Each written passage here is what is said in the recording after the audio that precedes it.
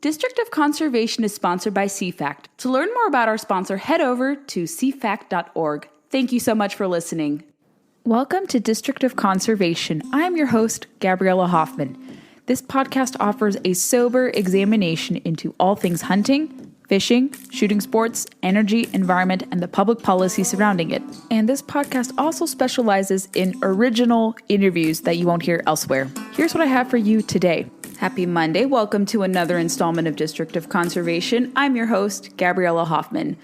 Today's episode is largely going to be focused on solar energy and an investigation into one of the largest planned solar facilities in the eastern United States, specifically here in Virginia, in Charlotte County. I'm speaking with RealClearInvestigations reporter John Murawski to talk about his new article, Solar's Lofty Ambitions Are Consuming Ever Large Expanses of Land Down Below. John reports on the intersection of culture and ideas for RealClearInvestigations. He previously covered artificial intelligence for the Wall Street Journal and spent 15 years as a reporter for the News and Observer out of Raleigh, North Carolina, writing about healthcare, energy, and business. At RealClear, Murawski reports on how esoteric academic theories on race and gender have been shaping many areas of public life, from K-12 school curricula to workplace policies to the practice of medicine. But specifically for our conversation, he is going to go into depth about his investigations into the large amount of farmland that's going to be required to meet solar energy's requirements. Vast tracts of land, hundreds, if not thousands of acres of useful farmland here in Virginia. John is going to break down his findings, discuss the shortcomings of solar, and why environmentalists are not more curious to discuss this. So dive in with us today for this week. This is our lone episode for the week. And let's learn more about solar and some of these projects that are going to be potentially explored. Today, we're going to largely focus on solar farms, largely leaning off of one investigation by our guest today, John Murawski of RealClearInvestigations. And he really has dived deep into some projects that are panning out here in Virginia and that could possibly expand across the nation. So, John, thank you so much for joining District of Conservation. Thanks very much for having me on. Could you give a little bit of your background before we go into your really interesting report on the expansion of solar farms across the United States? Yeah, you mean just my professional background? Yes, please. I'm just an old-fashioned newspaper reporter. I came up through, initially I was a grad student in English literature, and I decided not to get a PhD, and I migrated into journalism, and I pretty much worked my way up through newspapers and like regional newspapers. And then in February 2019, I took a buyout from the News and Observer, which is in Raleigh, North Carolina. It's a regional newspaper. It covers more than Raleigh. And I took a job as a contractor for a startup digital publication called WSJ Pro AI, which was a digital newsletter run out of the Wall Street Journal. And I did that for 6 months. And then the contract ended, and then the newsletter folded. And that newsletter doesn't exist anymore. And then I came over to RealClearInvestigations, where I had freelanced before. So, I'm pretty much just an old-fashioned newspaper reporter who interviews people, looks at documents. If I can get out, talk to real people. And that's kind of what the article is like. It's I'm not an advocate for this cause or that cause, or I'm not, I try to be agnostic. It's kind of old-fashioned 1980s, 1990s journalism where you try to cover all sides. That's pretty much my background. What led you to particularly take an interest in this? Because I follow a lot of environmental and natural resources and climate reporters, and it seems like they have no appetite. They don't have an agnostic interest to learn more about these large-scale projects. So what led you to take an interest in promptly write this article? One of the things that Real Clear tries to do is when there's usually something that's in the news that's getting a lot of attention. There are elements of it or dimensions of the story that are basically not reported or underreported or almost suppressed. Because, as you probably know, mainstream media follows a kind of a script or a narrative. And so there's just a lot of stuff that's left out. And as it happens, in this particular case, there's been almost no coverage of these large-scale projects But in the New York Times, they had an op-ed, basically kind of an essay by an environmental or conservation activist who also is a writer, and had a piece about this project in Virginia, which I also feature in my article. And it mentioned some of these reports that I cited, and it just gave hints that this is a larger story. So I thought this is a piece of a puzzle that I can fill out the whole puzzle, try to figure out what the rest of the puzzle is. And so that is how I got tipped off to it, by seeing, actually, which is rare, but seeing an op-ed in the New York Times.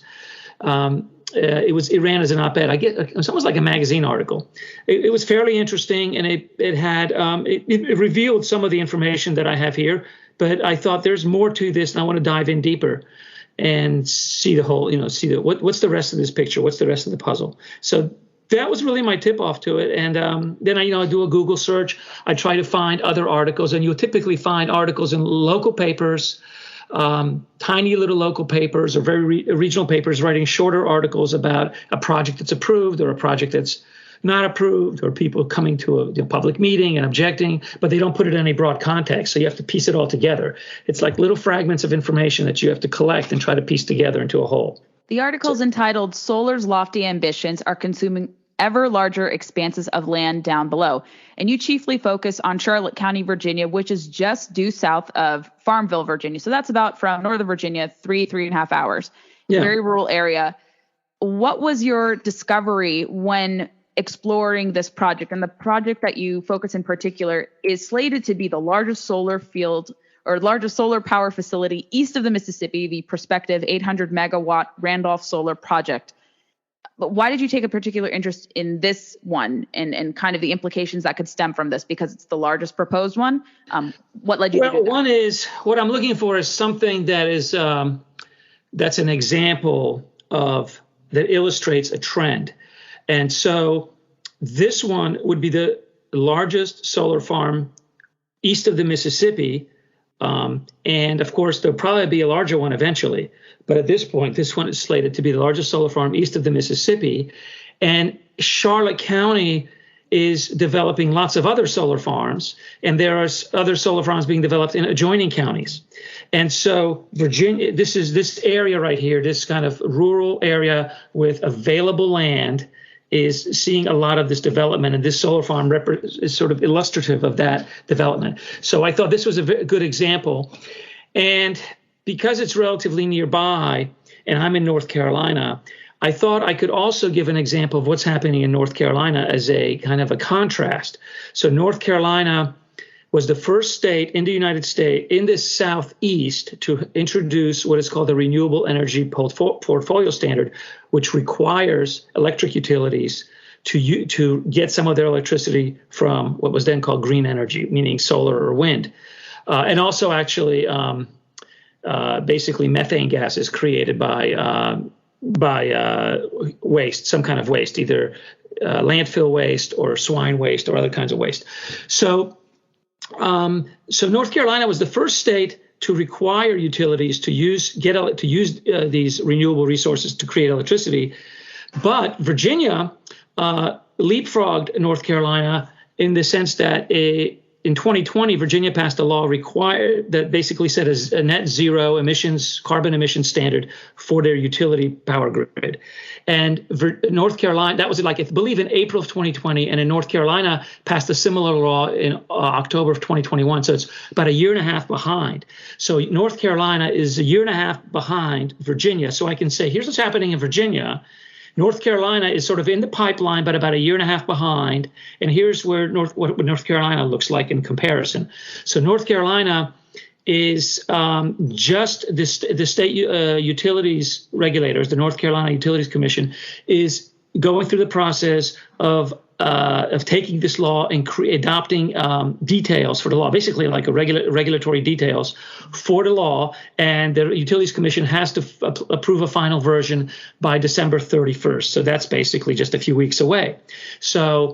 And there are no major projects that I know of that are proposed in North Carolina as of yet. But what's interesting about North Carolina is Duke Energy, which is the dominant utility here, plans to add something like 24 gigawatts of electricity, which is roughly 250 to 300 square miles of solar farms.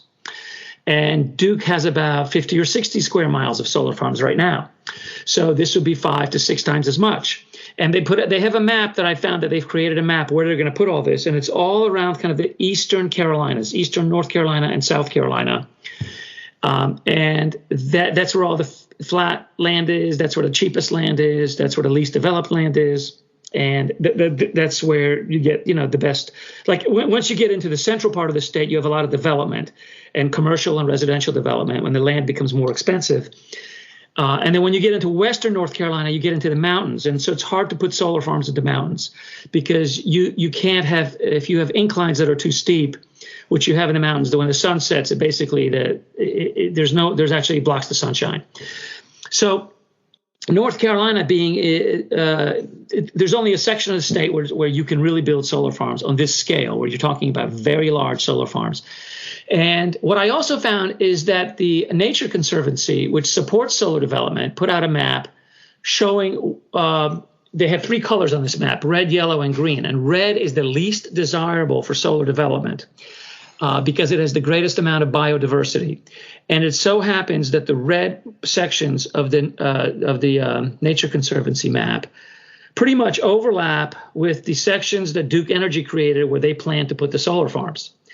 So I couldn't really, I contacted both Duke Energy and the Nature Conservancy and said there seems to be a conflict on these maps because the Nature Conservancy says these are the least desirable areas and Duke says these are the areas where they plan to put with solar farms. So can you explain to me, what am I looking, is the conflict, am I misreading the map, or is there a true conflict and it'll be hard to cite solar farms here? And I really couldn't get a response. I basically was either no response or the person's unavailable. The person you would need to talk to would be unavailable. I'm sorry. So I take that to be kind of an evasive response. And, my instinct as a journalist is when people start being evasive like that, there's something they don't want to tell me. And so, now, of course, we know that, people can kind of plead their Fifth Amendment rights and they can plead the Fifth and it's not self-incriminating. But in journalism, it looks suspicious when people can't give you a straight answer.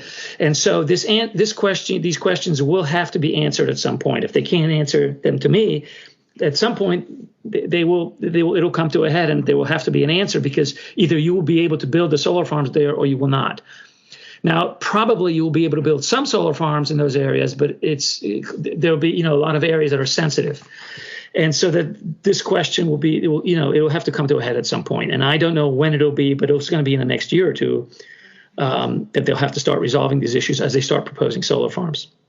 So that'll be an interesting thing to watch. And we'll see if the journalists in North Carolina, discover this issue.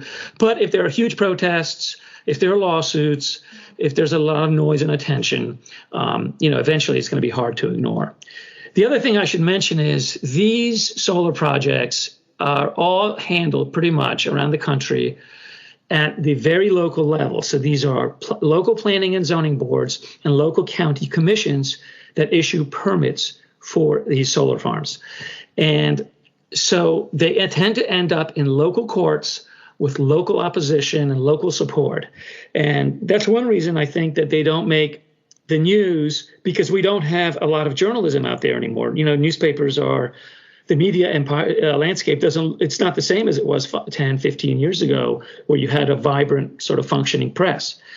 And, the newspapers like the Charlotte Observer or the News and Observer, they're gutted. They don't have the staff they used to have, and they just can't. When I was at the News and Observer, we had 3 reporters covering healthcare. I was one of them at one point. There were always several reporters covering the environment, and that no longer exists. So there just isn't the manpower or the woman power to focus attention and resources to spend time that's, several weeks possibly to drive to these places, to talk to people, to look at maps, to look at documents, to look at regulatory documents. It's very time consuming. Journalism is just a highly inefficient, labor intensive process. And so it's very time consuming. There aren't people to do it. And it's one reason it's not getting attention. You mentioned the paradox of the fact of, combating climate change and global warming. It's going to require using deforestation and essentially clearing lands. And I don't know if you watched the show called Yellowstone, but they made a very interesting scene with Kevin Costner's character, who's a governor in the show, and he confronted a policy advisor who said, well, to protect sage grouse, you're going to have to you want to clear the fields to have solar panels installed there. So it's very current and very interesting. But a lot of the environmentalists, going off of your report from what I read too, it seems like they don't want to answer for this. And you mentioned that they're very critical of fracking. They're very critical of pipelines and oil and gas development, but they're very radio silent here, especially because only 2.8% of the U.S. electricity grid is currently solar. And it does require these kind of questions about what potential endangered species are going to be impacted by clearing these fields to accommodate solar goals in their mind, how many people may have to be displaced, if it's going to encroach on different arrangements between, let's say if it falls on public lands and private landowners, what kind of conflicts it could create there. So it's very fascinating, like you said, that they don't want to answer this. Why do you think that is? Because this could have even a greater toll on the environment than, let's say, existing energy development projects. Why don't they want to answer for that, you think? Well, I think one reason is that right now 2.8% of electricity in the U.S. is created by solar power, and that's going to there are different projections as to how much solar power we're going to end up with, but it goes up as high as 45%, and that's the Department of Energy. That's not some solar energy PR. That's a U.S. Department of Energy projection. There are other projections that are like 22%. But in either case, it's the amount of solar power that we're going to have and the amount of land that will be needed is going to increase by anywhere from 5, 10, 15, 20, up to 50, up to actually 10 times as much, right? So this issue is going to become impossible to ignore because it tends to be concentrated in areas where you have available land, access to transmission lines, and farmers and property owners willing to basically trade in to basically what I wrote in my article to trade up from soybeans to sunbeams, from harvesting soybeans to harvesting sunbeams. And so it tends to be concentrated in just a few areas. Now, the reason, in the case of fracking, in the case of strip mining, in the case of all the other kinds of things that the environmental activists tend to oppose, there's a clear demarcation between oil and gas, big oil, big gas, big corporations, and then the good guys developing the spotted owl. In this case, the industry is solar energy, and they've been aligned with the solar energy. Many of the people who donate to these organizations support solar energy, and so it creates a conflict that has to be resolved. That's why it's a paradox. These organizations can't be out there publicly denouncing solar energy because they've been supporting solar energy, and they still support solar energy as a clean response to and a clean solution to climate change. So it just puts them in a bind because it's something that it's a technology that they support and they believe provides a solution to climate change. Now, this issue has come up with wind farms, for example. Wind farms, there are bird kills associated with wind turbines, and these kinds of paradoxes have arisen before, and they tend to be downplayed and muted because it's just they're trying to find a way to get around. They serve. You always serve someone's interest. You always have you always answer to someone, and the sort of the donors that they answer to are donors who support these technologies and support the environment. And generally, those two things go hand in hand. But there are always trade-offs. Every technology, every energy solution has benefits, but it also has trade-offs. So one of the trade-offs of solar energy is that it's intermittent. It only produces energy about 20% of the time, and 80% of the time it's just sitting there idle, usually at night or when it's cloudy. And and also increasingly solar is going to take up a lot of land in concentrated areas. So presumably they're hoping that it can be solved. Their favored solution is to steer solar energy to what they call disturbed land and rooftops. Disturbed land is land that has been it's not in a natural state. It's already been plowed or bulldozed or paved over, and that would be ideal. But unfortunately, the best land, some of the best land for solar is not necessarily disturbed. It's either used for I guess it's partially disturbed. It's used for agriculture, but it's still producing vegetation, and vegetation is whether it's in the forest, a form of trees or crops, it reduces the climate because it absorbs heat. And if you create if any kind of deforestation increases the heat of the planet because it ceases to absorb heat. And solar panels, I don't really know what the relationship is to heat, but at least some of these lawsuits claim that solar panels reflect sunlight and actually increase heat in areas. I don't know how true that is, but this does come up in the lawsuits, in some of these local lawsuits, that it actually heat the areas around them. And you reference a American Farmland Trust study that said that expanding solar power could gobble up as much as 3,900 square miles nationwide, including in many areas on the eastern coast in the eastern United States. And you also referenced that farmland could be lost at a percentage of 1.5% to 6% on undeveloped land for solar facilities. Talk more about that, about the large-scale gobbling of land that's going to be required to accommodate this, before you go into some of the people you spoke to who are challenging these projects. So the American Farmland Trust, there are several different kinds of predictions as to how much land will be taken up. So the American Farmland Trust predicts 3,900 miles of farmland. There's another study in my story that predicts that the amount of land taken will be somewhere between the size of Connecticut and Virginia. Connecticut is about 5,000 square miles. Virginia is 43,000 square miles, but they're not talking just about direct land impacts, but indirect land impacts. So they're talking about, the entire sort of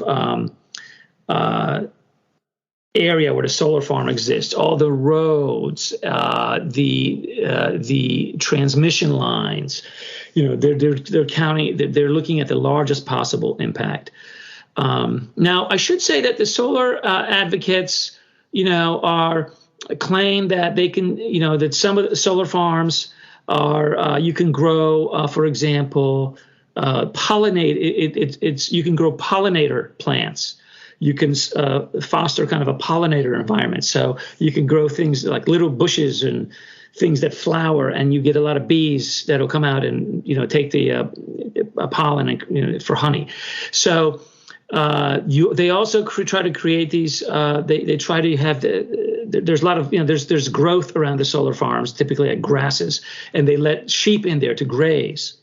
So it looks very pastoral with the sheep grazing at the solar farm. And they try to give them, a nice polish to make them look like they're environmentally friendly. So it's not like a paved over parking lot. However, one point that needs to be made is the state of Virginia this year has adopted two policies out of concern about this rapid build out of solar farms. One is that they're going to be now treating solar farms as an impervious surface. So a parking lot is an impervious surface, and concrete and asphalt is an impervious surface, and they're treating the solar farms as an impervious surface. Now, if you go out to a solar farm, you can walk between the panels. There's space between them. You can ride a bicycle, ride a motorcycle between them. There's, it's not impervious like a parking lot, but they're treating them as an impervious surface for the purpose of water runoff, stormwater runoff, because what happens is, it's the water is not just landing on land and on growth. There's no growth underneath, and the amount of vegetation is limited.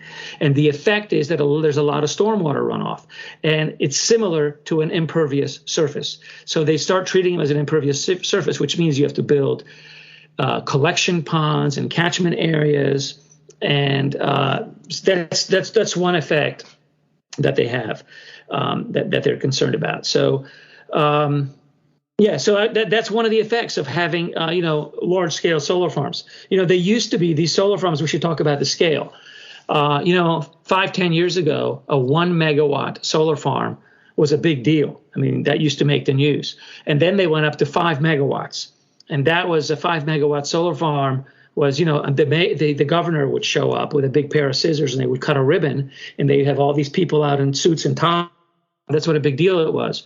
So this solar farm that I wrote about in Virginia is 800 megawatts. And that's just in Charlotte County. And Charlotte County has 3 other solar farms in the pipeline that collectively will be 537 megawatts. And Halifax County, which is the next county over, has approved like 700 megawatts of solar farms. And they could probably approve several hundred more megawatts, according to their county manager, county administrator. It's got like 13 miles of solar farms. And the county administrator told me they believe they could handle 20 square miles. So 13 miles is 700 megawatts. So, 20 square miles would probably take, be like 1,200, 1,100, 1,200 megawatts. So that's a huge amount of solar power compared to what we used to have before. And there is a solar farm going up in Indiana that's like, they're over 1,000 megawatts. And there's one in California that's being built over 2,000 megawatts, which would be the largest solar farm in the world as of now.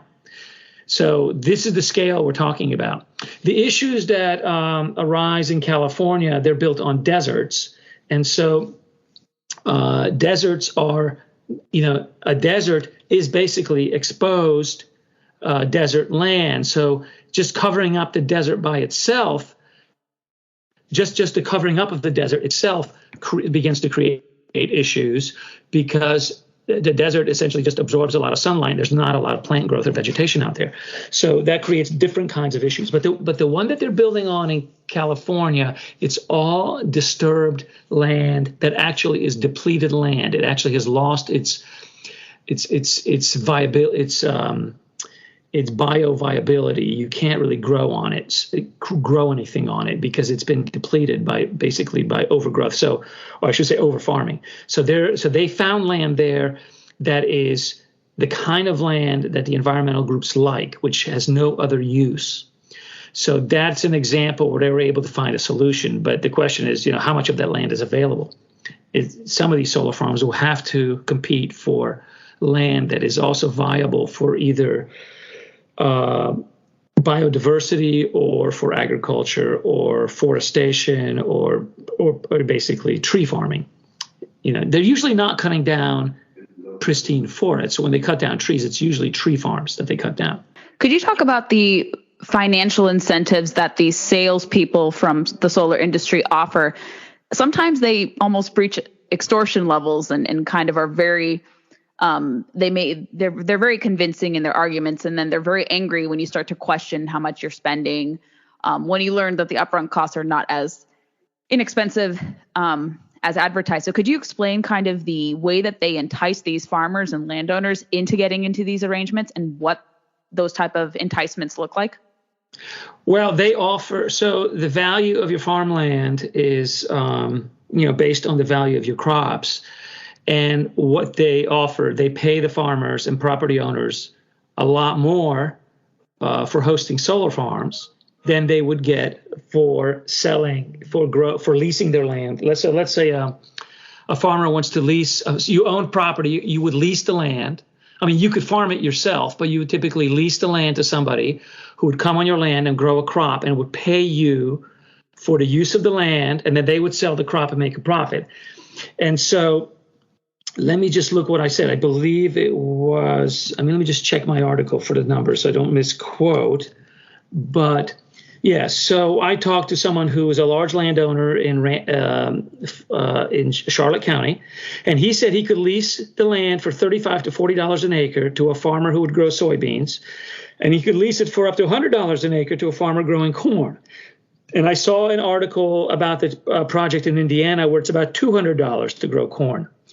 And instead, the solar developers are paying these landowners between $800 and $1,000 per acre with a 2% annual escalator for basically hosting solar farms. So it's 10 to 20 times as much money for the same land. And so it's really no contest for these landowners.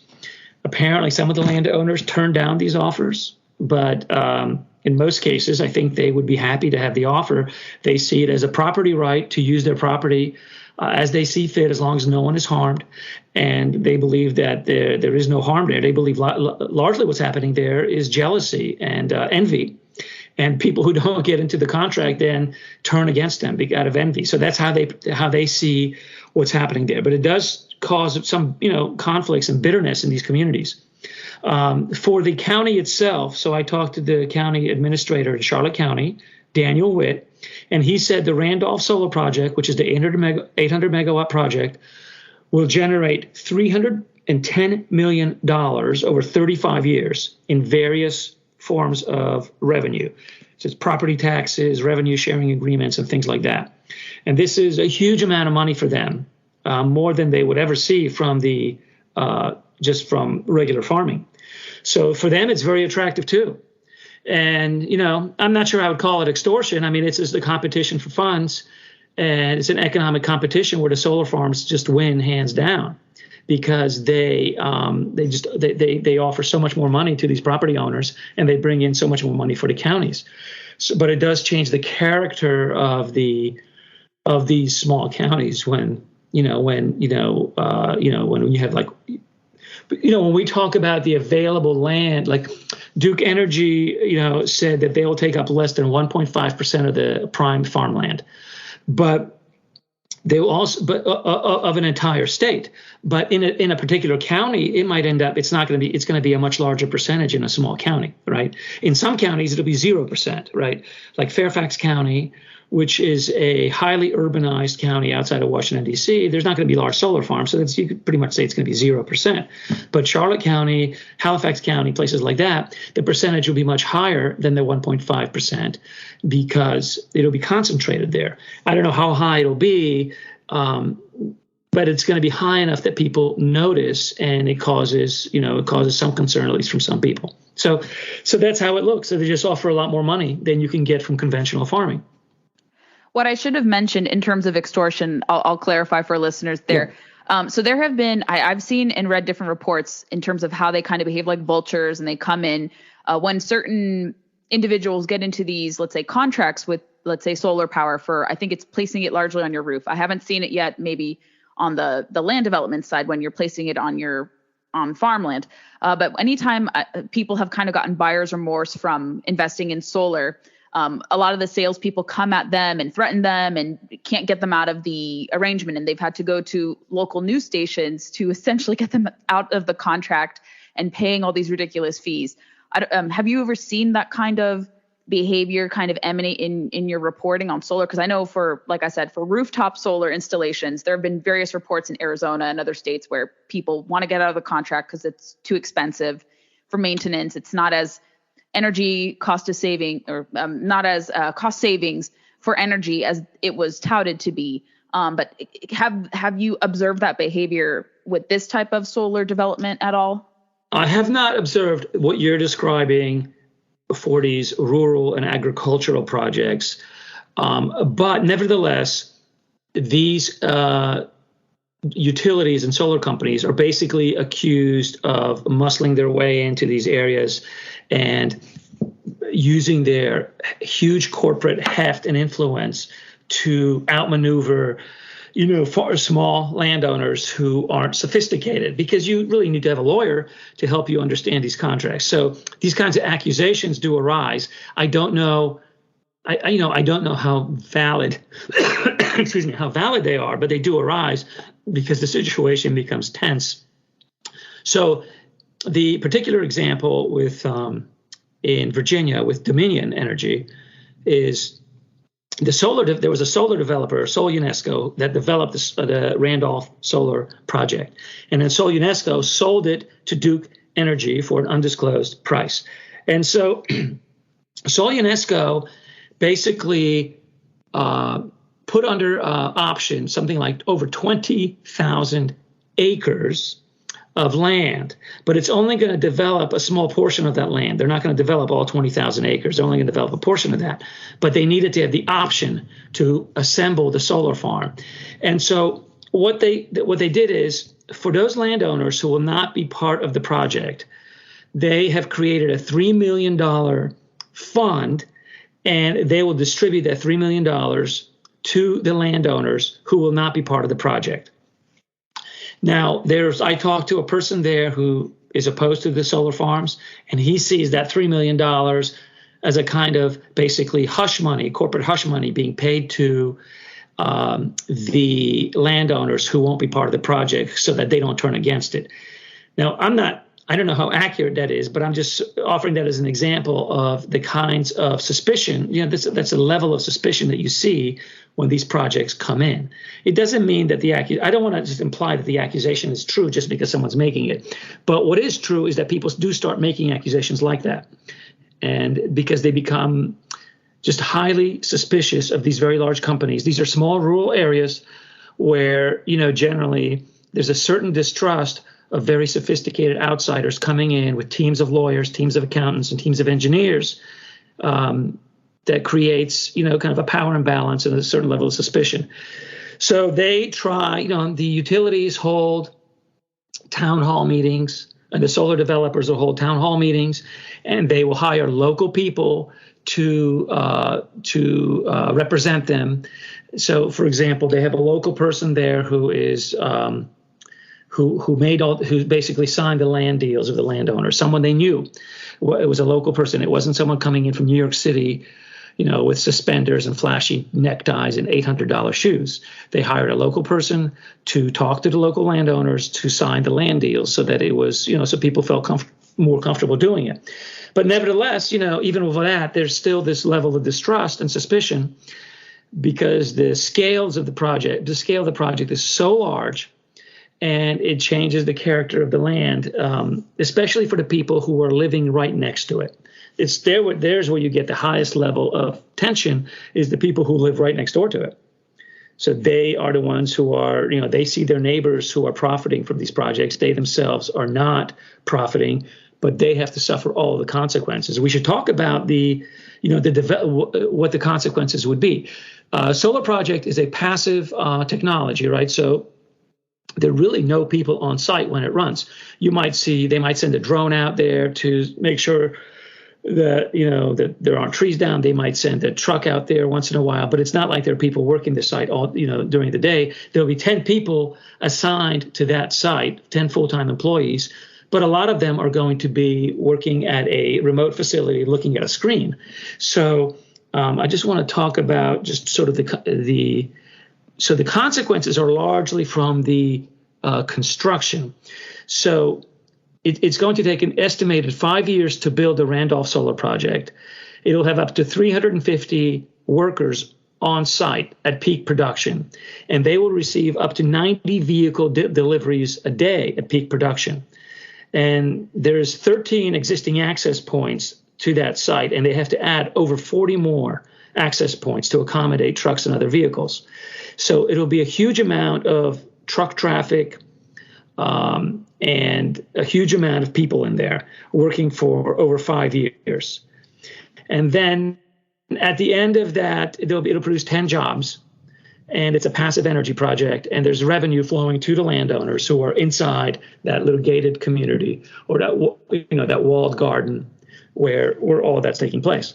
So the people on the outside of that, that the benefits to them could be indirect. Like if the county gets the $310 million over 35 years, right, there would be some benefits. They might have lower tax increases or parks or other things that they would benefit from. But they're just looking at it from the point of view is, what does this mean to me living next door to this thing for the next 5 years? So they're looking at it from that point of view. And for them, it's a frustration. It could be a long-term benefit. I'm not saying there's no benefits. I mean, there are always pros and cons and trade-offs, but we're talking about the people who are frustrated by it. So that's how they see it. Does that make sense? Yeah, it makes perfect sense. Thank you for the clarification. And I'm glad I was able to provide a correction on that, or a clarification on that rather.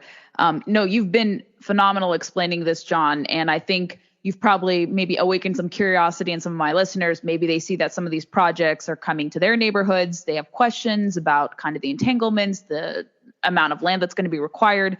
Where can people connect with you if they have potential tips? They want to read more of your reporting work. Where would you like to defer them to? So at the end of my article, you will find my email address, and you can just email me from it's jmurawski at RealClearInvestigations.com. And I believe there's John Murawski at RealClearInvestigations.com. But since most people are not going to know how to spell my name, which is Murawski, the best thing to do is just find the Real Clear article about solar energy. You can Google it. It's actually up on the site right now.